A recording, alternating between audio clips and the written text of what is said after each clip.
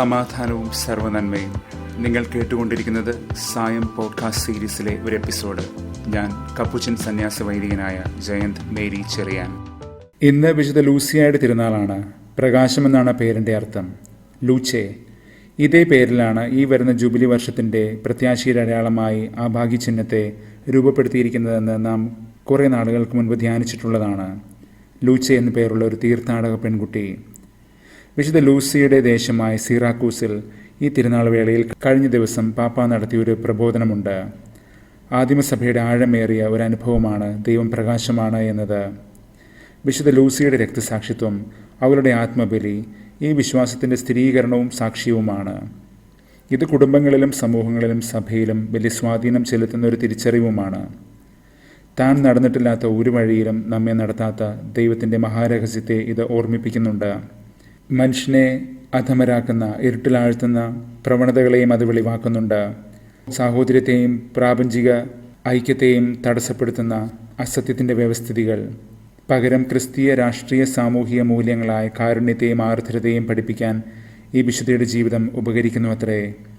സത്യവും സ്നേഹവും പരസ്പരം പാലിക്കാൻ, വേദനകൾ ഒരുമിച്ച് പങ്കിടാൻ, ഹൃദയത്തിൻ്റെ സംവാദങ്ങളിൽ പരസ്പരം ചേർത്ത് പിടിക്കാൻ, കാര്യങ്ങളെ ക്രിയാത്മകമായി വിശകലനാത്മകമായി വിലയിരുത്താൻ, ദൈവഹിതത്തിന് വിധേയമാകാൻ ഈ വിശുദ്ധയുടെ ജീവിതം നമ്മെ ഓർമ്മിപ്പിക്കുകയാണത്രേ.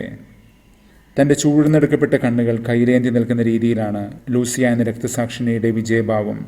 പുറംകണ്ണുകളുടെ ഈ നാശം അവളുടെ അകക്കണ്ണിൻ്റെ തെളിമയെ ഒരിക്കലും ഇല്ലാതാക്കിയിട്ടില്ല. അനിതര സാധാരണമാണ് ആന്തരിക നേത്രത്തിൻ്റെ തെളിമ വിശുദ്ധ ലൂസിയായിൽ. ഇന്ന് ദൈവത്തിൻ്റെ ഹൃദയം തിരയേണ്ടതിന് പകരം തൻ്റെ ജനത്തിൻ്റെ കണ്ണ് അടഞ്ഞു പോകുന്നതിനെക്കുറിച്ചാണ് നാഥൻ ഒരർത്ഥത്തിൽ പറഞ്ഞു വയ്ക്കുന്നത്. മത്തായി 11:16 മുതൽ. സ്നാപകൻ കഠിന താപസനായി വന്നു, ക്രിസ്തുവാകട്ടെ തിന്നുന്നവനും കുടിക്കുന്നവനുമായി വന്നു. എന്നിട്ടും രണ്ടുപേരെയും ജനം തള്ളിക്കളയുകയാണ്, അവരുടെ താളത്തിനൊത്ത് തുള്ളാത്തവരായിട്ട്. ഇന്നലെ നമ്മൾ കണ്ടതുപോലെ കാറ്റത്താടുന്ന ഞാങ്ങണയെ പോലെ ആയിരുന്നില്ലല്ലോ നാഥനും അവനെ ചൂണ്ടിക്കാണിച്ച സ്നാപകനും അവൻ്റെ വചനത്തെ ആവഹിച്ച പ്രവാചകന്മാരും. ദൈവഹിതം, ദൈവനീതി എന്നിവ കാണാൻ പറ്റാത്ത വിധം കണ്ണുകൾ അടഞ്ഞു പോയിരിക്കുകയാണ് ദൈവജനത്തിൻ്റേത്. തൻ്റെ ജനത്തിൻ്റെ ഈ ഹൃദയകാഠിന്യത്തെക്കുറിച്ച് തന്നെയാണ് നാഥൻ ഇന്ന് പരിതപിക്കുന്നത്. ഏഷ്യ 48:17.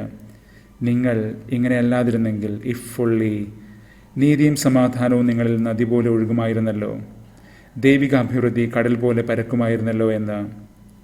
റൂമി പറഞ്ഞതുപോലെ ഉപ്പിനെന്തോ ദിവ്യത്വമുണ്ട്, അത് കണ്ണീരിലും കടൽനീരിലുമുണ്ട്. കണ്ണും കടലും ഇടകലരുന്ന ഇന്നത്തെ വചന വഴിയിൽ ഇത് നമുക്ക് ചേർത്ത് വായിക്കാവുന്നതേയുള്ളൂ. കണ്ണീരൊപ്പി ദൈവം നമ്മെ പ്രവാസ ഭൂമികകളിൽ നിന്ന് തിരിച്ചു കൊണ്ടുവരുന്നു, കടലോളം കൃപ ചൊരിഞ്ഞുകൊണ്ട്. ദൈവത്തിൻ്റെ ഈ നീതിയുടെയും സമാധാനത്തിൻ്റെയും നീർത്തടങ്ങളിൽ വേരോടാൻ, നീരണിയാൻ ഇന്ന് സങ്കീർത്തനം നമ്മെ ക്ഷണിക്കുകയാണ്. അപ്രകാരമുള്ളവർ അനുഗ്രഹീതർ, ആശ്രയേ. മത്തായി 5:3 മുതൽ നാഥൻ നമ്മെ പഠിപ്പിച്ച ആ ഉപരിനീതി, ദൈവിക നീതിയുടെ ജീവിതശൈലി തന്നെയാണിത്. ഹയർ റൈച്ചസ്നെസ്, അതിൻ്റെ ജീവിത സൗഭാഗ്യവുമാണിത്. ദുഷ്ടനാകട്ടെ അപ്പോൾ പതിര് പോലെ പാറും, ദൈവം വീശുമറവുമായി വരുമ്പോൾ.